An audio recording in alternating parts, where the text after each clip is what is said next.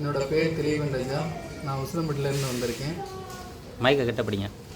நான் இங்கே ஆத்ம யோக பயிற்சிக்கு வந்தேன். மற்ற இடங்களில் கற்றுக்கிட்டதை விட இங்கே தியரிட்டிக்கலாகவும் அதோடு சேர்ந்து ப்ராக்டிக்கலாகவும் முக்கியமாக இது உள்ளார்ந்த உணர்வுபூர்வமான பயிற்சியாக அட்ட யோக நிலையும் சரக்கலை மற்றும் தியான நிலைகள் மற்றும் கை விரல்களில் பஞ்சபூத தத்துவத்தின் அடிப்படையில் நம் சக்கரம் அப்படின்றலாம் தெரியல, சில இடங்களில் பிசிறு தட்டுதல் இருக்கும். அருகாமையில் நீங்கள் செய்கிறத உங்கள் முத்திரையை உங்கள் கை விரல் அசைவு மூலமாக கூட தெரிஞ்சுக்குவாங்க. நீங்கள் அதுக்கப்புறம் தியான முறையில் அங்கேயே உங்கள் முத்திரையை பிடிச்சு பார்த்து நீங்கள் கண் முன்னாடி என்ன எஃபெக்ட் இருக்குன்றத சாமி அவங்க கேட்டு தெரிஞ்சுக்க வச்சுருவாங்க.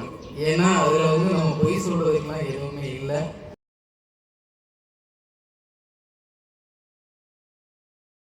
எனக்கு முதல் பயிற்சியில் சும்மா ஒரு ஜஸ்ட் என்ன சொல்லுவாங்க, ரிகர்சல் சொல்லுவாங்க. ஒரு முன்னோட்டத்திலேயே சில இதாக நம்ம புரிஞ்சுக்கிற முடிஞ்சது.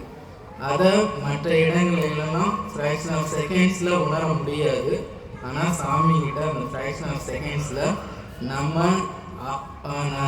ஆக்னாவில் உணர செய்து நெற்றிக்குள்ளே நம்மளோட பார்வை நீ செலுத்திக்க அப்படின்னு சொல்லி பார்க்க சொல்லும்போது அந்த உணர்வுபூர்வமான விஷயங்களில் நம்ம உடலில் திரைகள், அந்த திரைகள் நம்மளுக்கு வெளியிருக்கும் விளையாடுன்ற அவசியம்லாம் இல்லை. அது யார் ஒருவரும் உணரக்கூடிய எளிய ஒரு சில வினாடிகள் உணர்ந்து சொல்லக்கூடியதாக சாமி முன்னாடி சொல்லும்போது அதோட ரிசல்ட் என்னன்னு தெரிஞ்சுக்குவோம்.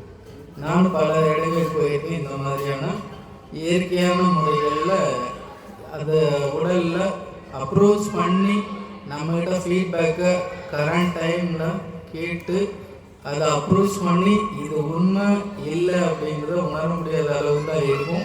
ஆனால் இங்கே நாம் உணர்ந்தது மற்றவங்களை உணர்ந்ததும் எல்லாமே ஒத்து போகிற அளவு தான் இருக்கும்.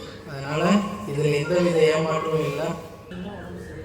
எனக்கு இந்த உணர்வுபூர்வமான இந்த அட்டாங்க யோக நிலை, சரக்கலை பயிற்சி, உணவு முறை, அப்புறம் பலவிதமான தியான முறைகளை இயற்கையாக சொல்லிக் கொடுத்துட்டாங்க. அது உணர்வுபூர்வமாக பஞ்சபூதங்கள் அடிப்படையில் பஞ்சபூதங்கள் அண்ட உடல் பிண்டத்திலிருந்து அண்டத்தின் நிலையிலிருந்து பூமியில் என்னென்ன நிலையில் இருக்குது வண்ணங்கள், இதன் மூலமாக எல்லாத்தையும் உணர வச்சுருக்காங்க. இவ்வளோ இதெல்லாம் ஒரு நாளில் கொடுக்க முடியுமான்றதெல்லாம் வேறு இடத்துல சாத்தியம் இல்லை. இது மிகப்பெரிய பொக்கிஷம். ஒரு நூலாகவே எழுதணும். என்னை விட்டால் நான் ஒரு நூலாகவே எழுதிடுவேன். அது அவ்வளோ சாத்தியமானது, உண்மையானது, சத்தியமானது. நன்றி சாமி.